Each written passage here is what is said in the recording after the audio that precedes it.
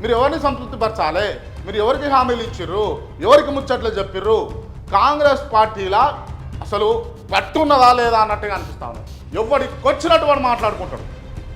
ఏంటంటే మీరు ముఖ్యమంత్రి సారథ్యంలో ఉన్నప్పుడు మీ పార్టీలో ఉన్నటువంటి వితిన్ ద పార్టీలో ఉన్నటువంటి నాయకులు పార్టీ లైన్లు క్రాస్ అయి మాట్లాడుతూ ఉంటే ఎందుకు మీరు కట్ చేయలేకపోతా ఉన్నారు? బక్కా జడ్సను దళిత వ్యక్తి, దళిత వర్గాలకు చెందినటువంటి వ్యక్తి, ఆయనను కట్ చేయాలి అంటేనేమో పార్టీలోకించి ఈజీగా కట్ చేస్తారు.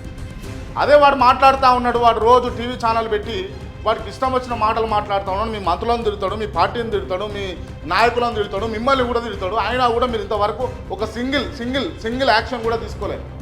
వచ్చిండు వాయి కేసు దాడి చేస్తూ ఉన్నాడు, దాడి చేసిండు, కేసు పెడితే పోలీసు వాళ్ళకు ఒత్తిడి, కేసు తీసుకోవద్దు అని చెప్పి ఇప్పటిదాకా కూడా ఆ బెంచ్ మీద ఫైల్ కదలనే కదలేదు. తీసుకొని పోయి ఇంకో టేబుల్ మీకు పోలే. నాకు తెలుసు చెత్తబుట్టలకు పోవచ్చు ఇచ్చినటువంటి ఎఫ్ఐఆర్.